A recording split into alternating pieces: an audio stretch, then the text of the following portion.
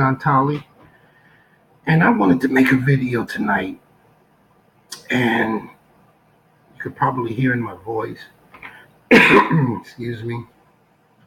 Weather's kind of changing down here, or up here in New Jersey.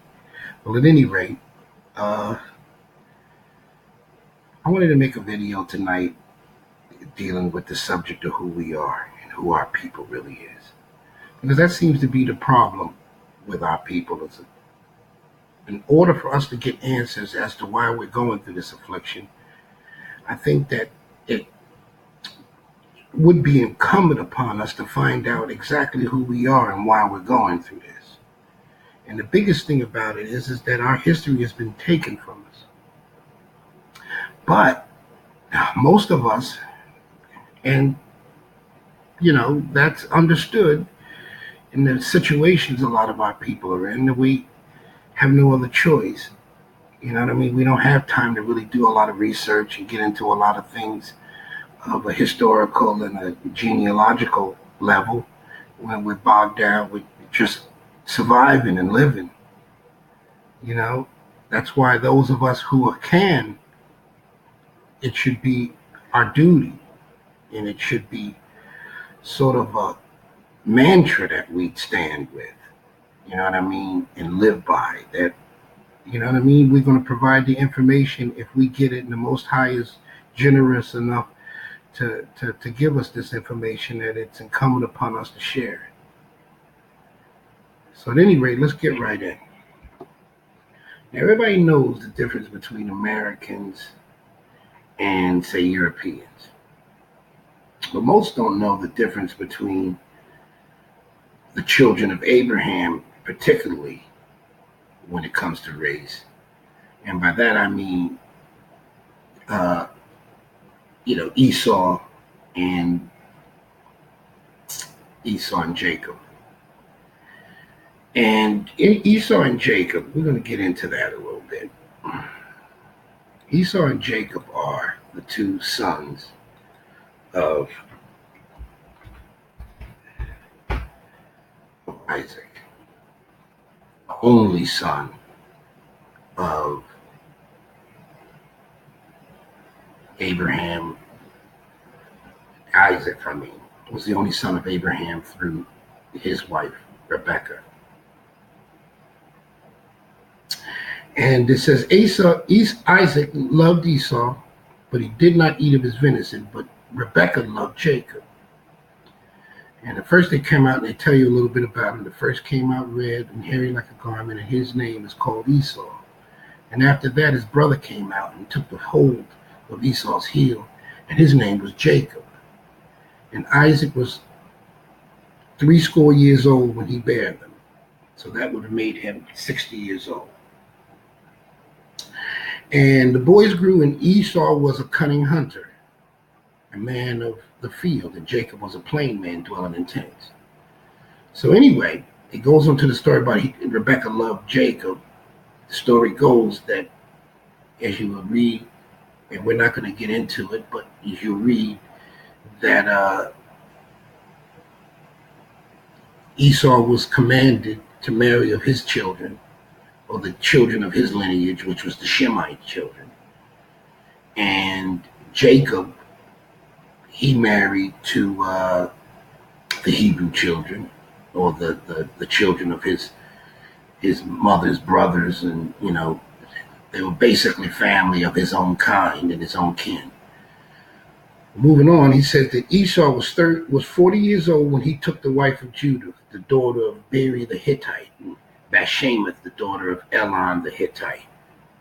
Okay, so right off the bat, Esau married Hittite women. Now, the reason why this is important is because it tells you in terms of your seed. And when it comes to that seed, just looking at that, and the Most High telling Abraham that his seed, I'm sorry, let me go back to the right passage.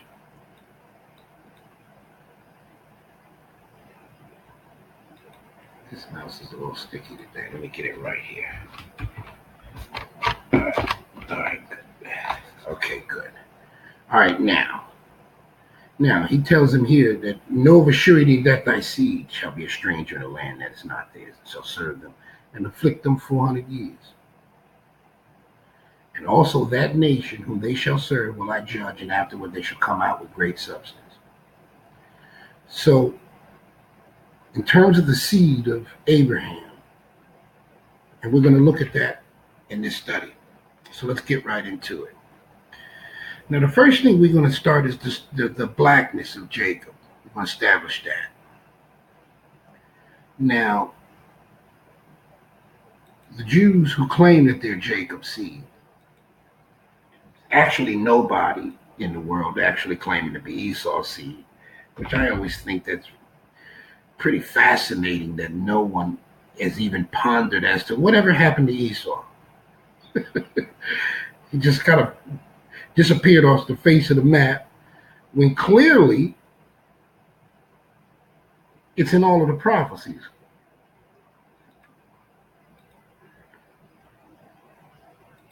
Look,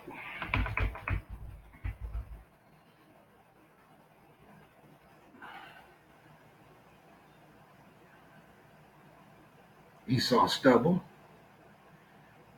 Should possess the amount of Esau in the Philistines. You already understand what they're talking about now. She shall come up from Mount Zion to judge the mount of Esau. I have loved you, saith Yahweh, saith when Yahweh said, was not Esau Jacob's brother, saith Yahweh? Yet I love Jacob, and let's go to the rest so you hear it.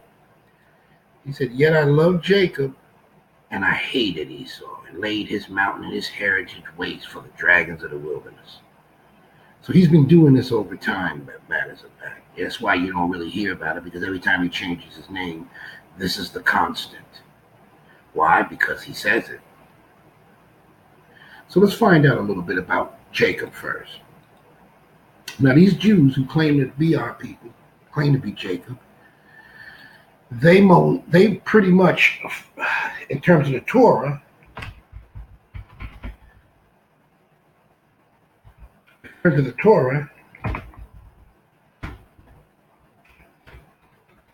they acknowledge that Moses is the lawgiver. So, if Moses is the lawgiver, and you see this is where the story of the Pharaoh in Egypt and the lawgiver, and he gave us the Torah, and he went up to Mount Sinai, and he met with the Most High face to face, and fellowship with him 40 days and 40 nights, and brought down the tablets of the commandment and the law. And then as he was going on, being him and his brother, being the priest, and he was the king, Moses was the king, and I'll show you that. I'll show you that in the prophets.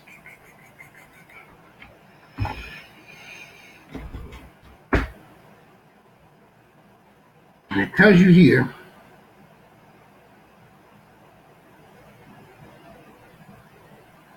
here we go. Wait a minute, let me find it. And I notice this is kind of starting a little slow, but we'll get to our memento in a minute. Okay, here we go. And must be Numbers. Here we go. It's 33. Oops.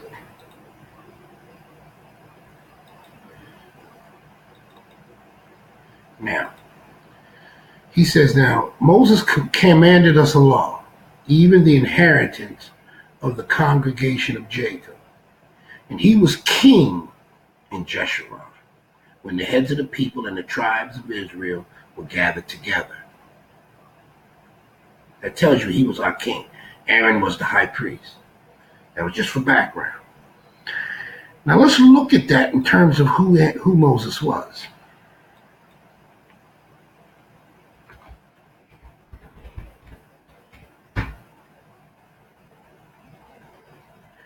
It says that Miriam and Aaron spoke against Moses because of the Ethiopian woman We'll go there. It says Miriam and Aaron oppose Moses. Why? It says Miriam and Aaron spoke against Moses rather because of the Ethiopian woman whom he had married. For he had married an Ethiopian woman. Moses understood that that was not a big thing to him because he understood the Most High and his lineage in terms of who the Ethiopian woman was.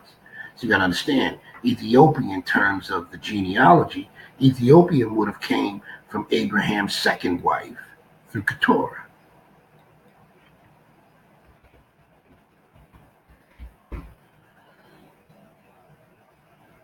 See it?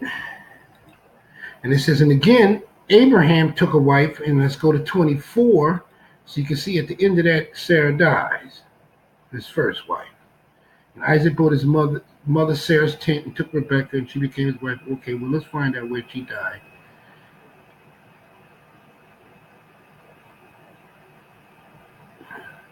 Isaac and Rebekah. Wait a minute. Sarah's death and burial. Okay, so we understand that that's in 23. So this is 25. Just for chronological accuracy. And it said, Abraham took a wife, and her name was Keturah. And she bare him Zimron, Jokshan, Medan, Midian, where the Midianites came from. Remember, Sarah's wife. Sarah's wife. Moses' wife was a Midianite. Remember, her father Jethro was a Midianite. So this was the people they came from, Ishbak and Shua. And Jokshan begat Sheba, where Ethiopia comes from. This is why King Selassie and the king of Sheba and the queen of Sheba, when Solomon hooked up with her, and they had a son that was supposedly to take the Ark of the Covenant. You heard the legends and all that. None of that may be accurate, but that's the legend. And King Selassie said that he was the king of the children of Judah, no matter where they were in the earth. He said that back in the early 70s. So this is facts. And all of these were the children of Keturah. So now we're looking at that and we're saying that, okay, if he married an Ethiopian woman, and that gives you an understanding that he was black, plus he was raised in the house of Pharaoh, showing that the Ethiopians were black. So we understand that the children of Israel at this time were black people. It's fair to say that. Even the Ethiopians and the children of Israel, both black at that time, because they were both from Abraham, proving Abraham was a black man. So that would mean that, now let's dig a little deeper there. I wanted to go to back where he was king.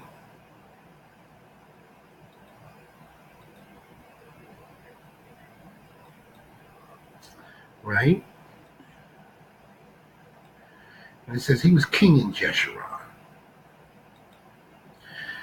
All right. Now, if Moses was king in Jeshurun, when the heads of the people and the tribes were gathered together, then let's find out who Jeshurun is. Yeshurun. Yashar. It's upright. The symbolic name for Israel. This is where we get the term Yasharal, if you've ever heard that expression. It's from the term Jasher. Why? Because he was the first king. When we were gathered together after Egypt, after we had multiplied, after being in Egypt for 212 years, actually 430 total, with the account from Abraham's sojourn and all the way up until Moses carried us out. It was 430 years. Well, at any rate, Jasher being the king, Yashar being the king of Yasharal, or Israel at the time. Let's get a little deeper in that to prove that not only was he black, but that he ruled over his other fold, the Ethiopians, beforehand. So let's go to documents and we'll go to the book of Yashar. Most people are not aware of this book, and it's really a shame because the history of our people and who we are, it couldn't be a more invaluable tool on the earth right now for our people. And it tells you where they got it from. Is it not written in the book of Yashar, Yahushua ben Numbers? And that is the book of Joshua. And this is the second Samuel. And they tell you where the references to Yashar are written in. So let's go there. 2 Samuel 1:18. 2 Samuel 1:18. Let's get out of there. 2 Samuel 1:18. And he said, he bade them to teach them, the children of Judah, the use of the bow. And he says, behold, is it written in the book of Jasher or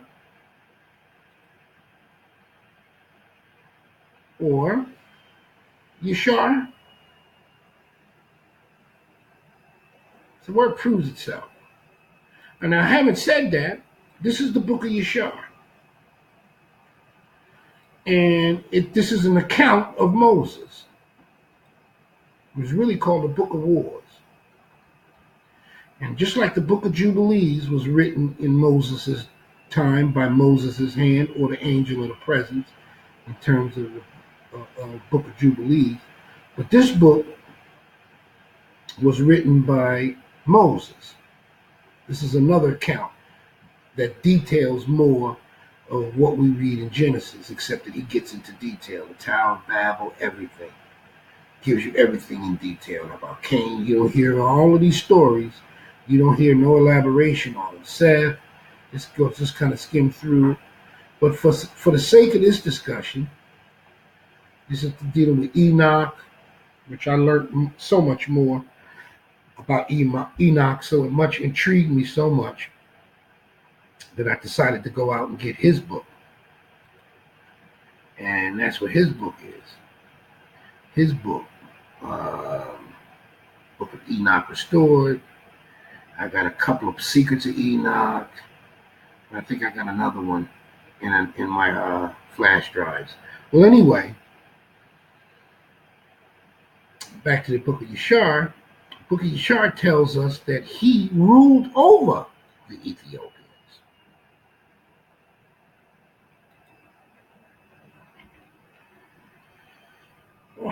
At that time, we'll call him Cush. So let's go find that.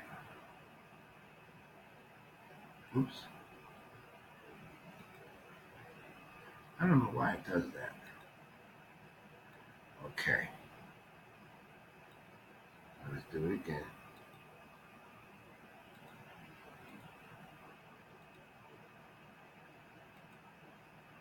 Okay.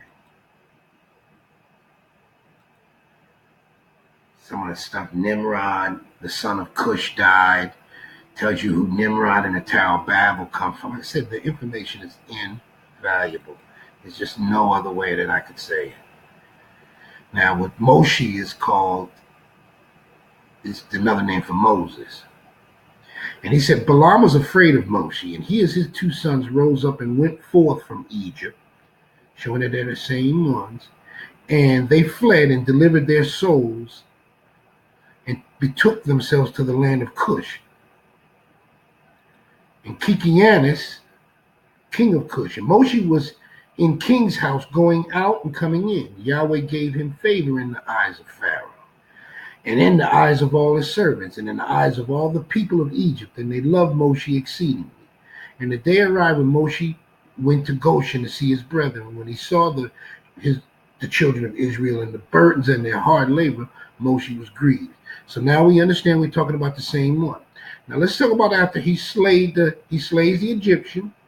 Let's keep moving down. And then it says he flees to Cush. So this is he slays the Egyptian, if you're not familiar with the story. And it says it was in those days that there was a great war between the children of Cush and the children of the East and Aram. Children of the East are the same people that are in the East today. You know, the Arabs and the Ishmaelites and the Iranians and Afghanistanians and all of them. And they rebelled against the king of Cush, in whose hands they were. So Kikianus, king of Cush, went forth with all the children of Cush, the people numerous as the sand. And he went to fight against Aram and the children of the east, to bring them under his subjection. And when the king went out, he left Balaam the magician with his 2 sons to guard the city and the lowest sort of the people of the land. So he left Balaam. If you notice that he follows Balaam all the way from Egypt, now both of them are in Cush now. And he was the one that did the sorcery among the children of Israel to get them into subjection to where they were in hard labor. It was because of his sorcery. And this book tells you the whole story about it. And it says that, and he took many of them captives. And Kikias went forth from Aram and the children of Egypt, and he fought against them and smote them. And they all fell down wounded again before Kikianus and his people. So Cush won. And he took them captives and brought them under subjection as the first. And he encamped upon them their land to take tribute from them as usual. And Balaam the son of Beor, when the king of Cush had left them to guard the city of the poor, he rose up and advised with the people of the land to rebel against King Kikianus, not to let him into the city, that they should, when they should come home. See? Same thing. He's trying rebellion. That's the nature of the devil. And the people of the land hearkened, and they swore him to make king over them, and his 2 sons and the captain of the army. So they rose up and raised the walls of the city at the 2 corners, and they built an exceeding a strong building. And the 3rd corner they dug ditches without number between the city and the river which surrounded the whole land of Cush. And they made the waters of the rivers burst forth there. Now listen, let's keep going. And he says, now Kikianus the Cush saw the city, and he forced them. He lifted up his eye, and he said one to another, it is because they saw that we have delayed in battle, they were greatly afraid of us. Therefore we have done this thing. And they raised up the city walls and fortified them, so that the kings of Canaan might not come in and battle against them. So the king and the troops approached the city, and they looked up, behold, all the gates of the cities were closed. And they called out to the sentinels, saying, open up to us, that we may enter the city. But the sentinels refused to open to them by the order of Balaam the magician. So they ran. So this is where they get into it. And they went and they had a look. The king ordered them to cut down the trees in the raft they passed. And when they came to the pounds of the dishes, the waters revolved around the mills. 200 men upon rifts were drowned. And the 3rd day they came to fight on the sides where the serpents were. But they could not approach there because serpents slew them. Damn, they had serpents there. I don't know if that's snake, or I don't know if that's the old kind of serpents with the fire and all that. And 170 men. So they said at that time, having slain them, at that time the war and siege were against Cush. At that time of the war and the siege were against Cush, Moses fled from Egypt from Pharaoh, who sought to kill him for having slain the Egyptian. So now we know at the same time. And Moses was 18 years old when he fled from Egypt from the presence of Pharaoh, when he fled and escaped the camp of Kikianus, which at the time was besieging Cush. Okay? Now, Moshe was 9 years old in the camp of Kikianus, king of Cush. And all the time they were besieging Cush, Moshe went out and came in with them. And the kings and princes were all fighting, and all the fighting men loved Moshe, for he was great and worthy. And his stature was like a noble lion. His face was like the sun, and his strength was like that of a lion. And he was the counselor to the king. And at the end of 9 years, Kikianus was seized with a mortal disease, and his illness prevailed over him, and he died on the 7th day. So the servants embalmed him and carried him and buried him opposite the city gate of the north land of Egypt. Wow.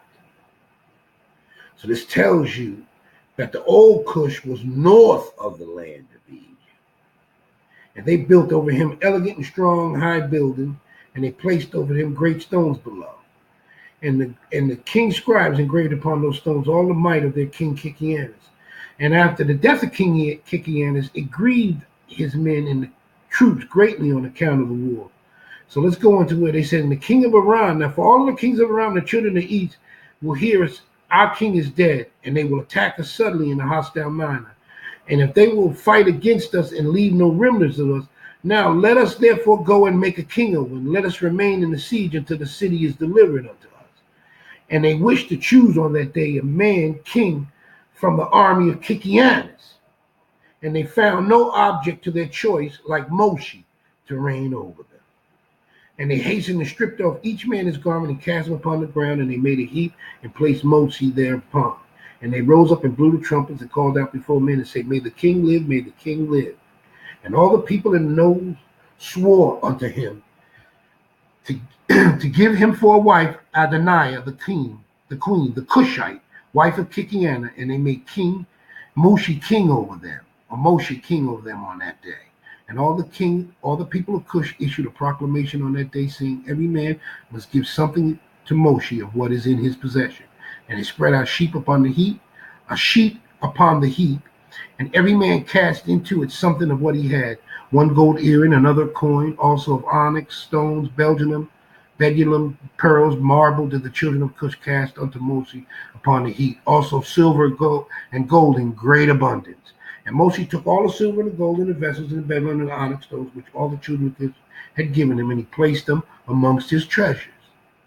And Moshe reigned over the children of Cush on that day, and he placed Kikianus in the place of Kikianus.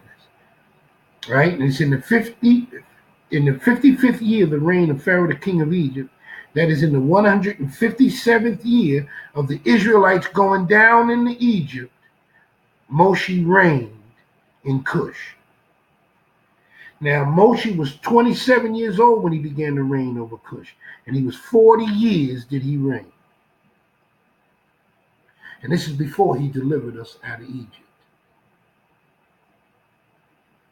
So we understand that.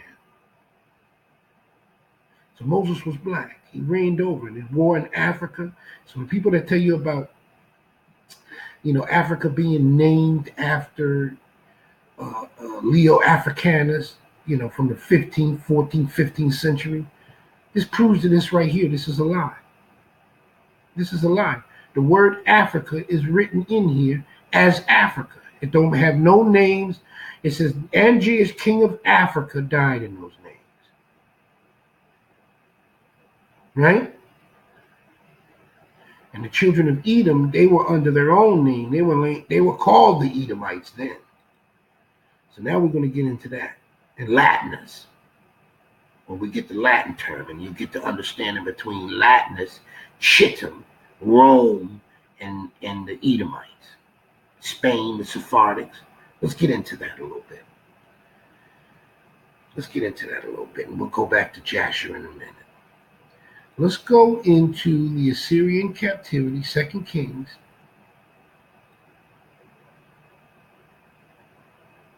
Passed it big time. 2 Kings chapter 16, I believe it is. Okay, let's go to 17. The fall of Israel.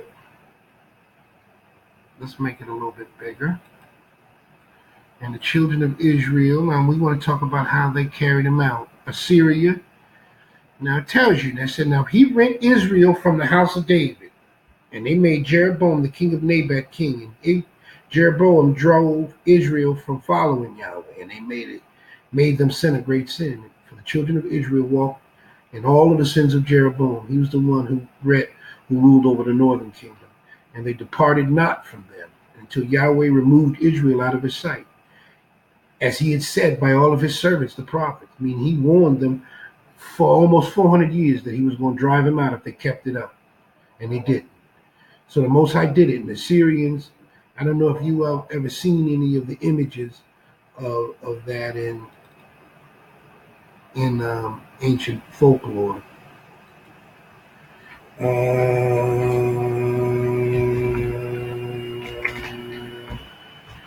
Let's see. An idea how they did it. They used to put hooks and fish hooks and stuff in their jaws and carry it around. They were brutal. Notice they were tall men. From the lineage of Nimrod and all of that. That's the Syrian captivity. These are Israelites. You see by the waves and the beards.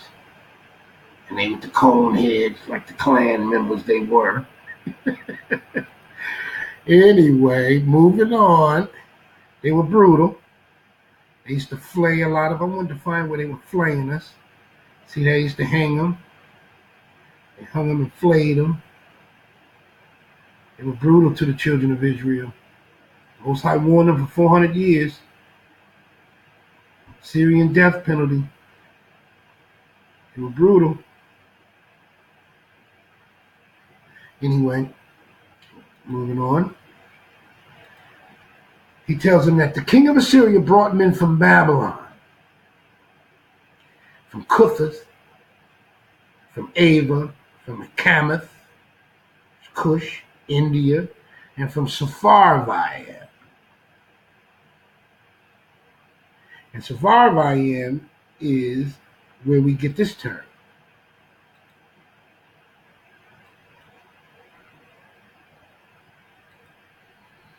Where we get this term.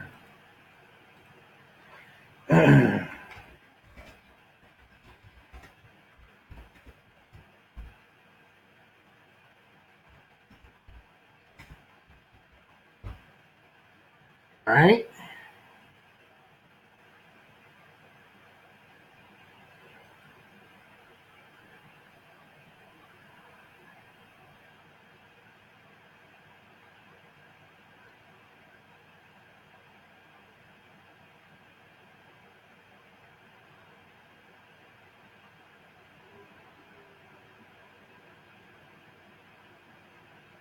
I'm not telling you. Ooh, Khazari, and now they're putting that in there, the Khazari. They're showing you that they come from. All right, well, let's go into it. Let's go back into Sephardi. Let them do it. Sephardic Jews. Spain.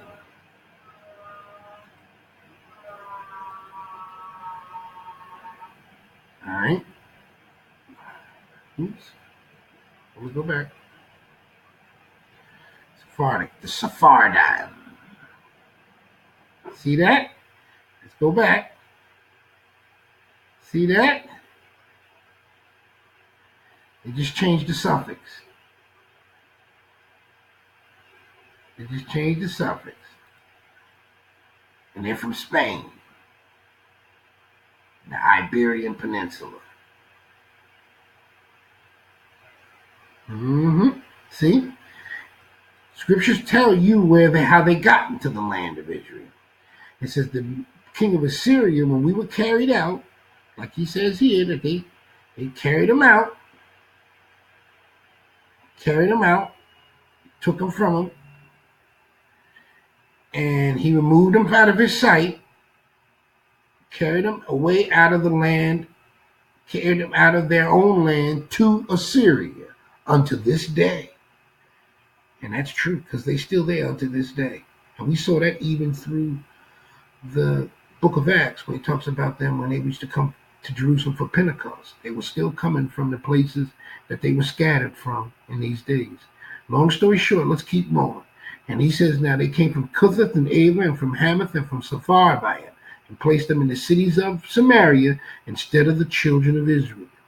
And they possessed Samaria, and they dwelt in the cities thereof.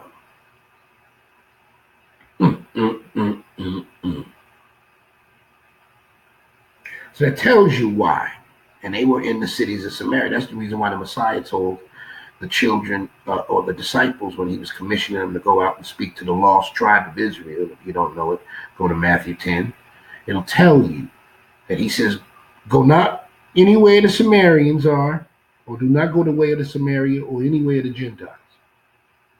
All right, now let's get a little deeper. Let's go back to Yeshua. And it tells you here, let's go back a little bit further to where we'll tell you how they became Spanish and how they became a part of the European race. Chittim. All right. Now let's go to Chittim. Let's go backwards.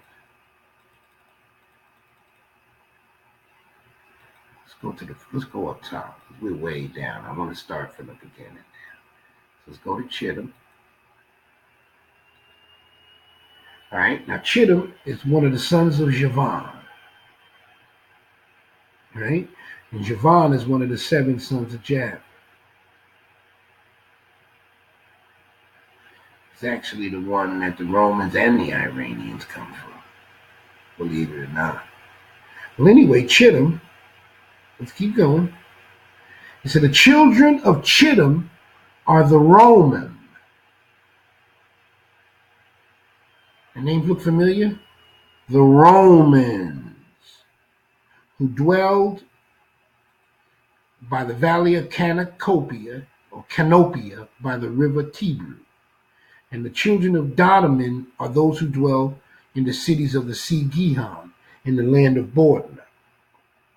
You reckon all of these names from the Bordna and all of that. I forget the new transgender, but it's like that Bordeaux and all of that stuff over there in France and Italy and whatnot.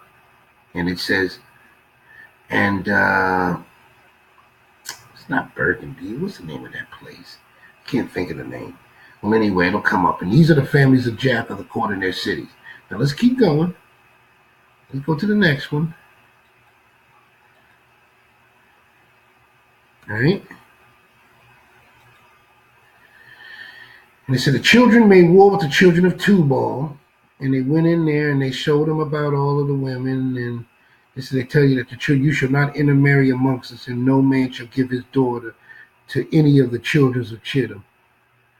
And they tell you that the children of Chittim had beautiful women. It says, who greatly, see that, who delighted in the beauty of women, went to the children of Tubal, and they took wives from them. And the sons, men, and kings and princes who greatly delighted in the beauty of women took wives in those days from the children of Tubal. And I believe that those are the women from, the Spanish women. Because to this day, that they're pretty women as far as, an inherent beauty. Well, at any rate, let's keep going. So if they're the children and they're Rome, right? The children are the Romans, right? And we know that too, and we'll prove that too in another book. Let's go to Maccabees and show you in terms of the times of the Gentiles. We're going to cram a lot of information. Hopefully I downloaded it from my hard drive. Please tell me I got Book of Maccabees in there. And it tells you now, after Alexander, the son of Philip the Macedonian, who came from the land of Kittim, they spell it with a CH and they spell it with a K, had defeated King Darius of the Persians and the Medes. Those was the empire that took over from this empire. From this empire here, Kittim took over, and the Greeks. So the Greeks and the Romans were one people at that time, but they were not only one with them. Let's see who else they were one with. Now, let's go back to Jasher. Right? Let's go back to Jasher. Now, let's go back to Edom. And Esau was designing the deceitful man, the hearts of him. Esau was a man of the field, and course of time when as to usual to hunt, he came as far as Mount Seir. The same is Edom. So this is the link between Syria, because this is where the name Syria comes from, and Edom. Right? And remember, he saw there the daughter of the Canaanites. He married into them. They were called Hittites. That's one of the tribes, or one of the sons of Heth, the son of Canaan. And Esau took very poor wife. Esau took her to head to his father's place and dwelt there. And it came to pass in the 110th year of the life of Isaac, Yitzhak, that is in the 50th year of the life of Jacob, that in that year Shem, the son of Noah, died. And Shem was 600 years old at his death. You got to remember, he was born right after the flood. So the old nature of man and the old lifespan of man was still intact. Well, anyway, let's keep going. Let's go down to where he talks about Edom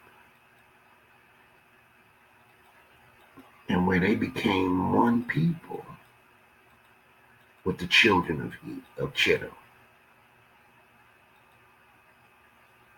Okay? And as Zepho returned from war, he had seen how the people of Africa had smitten them. See this? The Romans and the Africans were fighting even back then.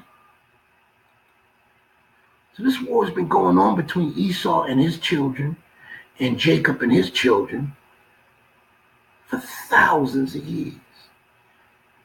Give you a new light about the true definition of the sons of light against the sons of darkness. He said, now all of these kings, the children of Edom and the children of the east and all the children of Ishmael and Zepho, the king of children, went forth. And who did they go to fight against? They went to go fight against Egypt, who was ran by the men of Israel, ascend, about 150 men. And I don't want to get into that story, but needless to say that all of these men, Edom and the east and the 150 men whipped their ass. That was the Most High, was we were in right standing with him. We were in right standing with the Most High at them days. Now this is where we're going to get a little deeper into it. Now I want to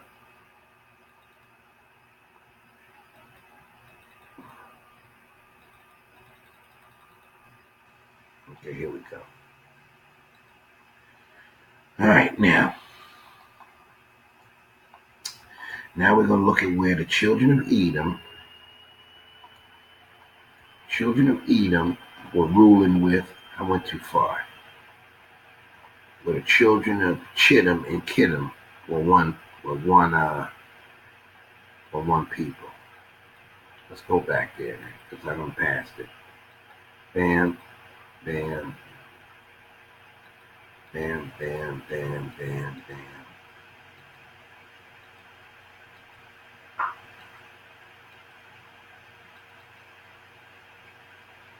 Okay. Now let's go north. Eliezer. Bear with me, folks. I don't want to spend too much time on it, but this is important for historical background. Okay. I know it was in the 70s. They said there was a war in Africa. Okay. Some depart early. Moses leaves Cush. This is right around the time that Moses was getting ready to lead us out of our captivity. Lo and behold, this happens. Okay, let's keep going. Moses and Aaron, the departure. I did not go down far enough. This is a big book, folks. This is a big book.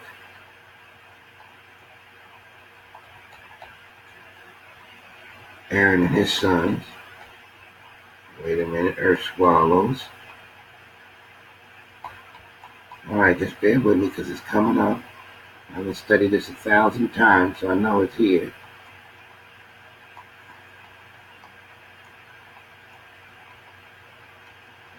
Oh, well, I'm going too far then. Let me go back up here. I'm going too far here.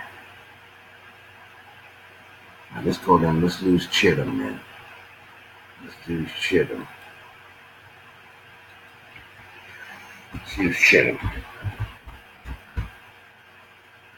Okay.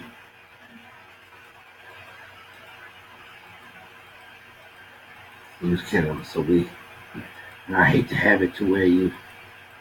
So what I'm gonna do for the sake of time,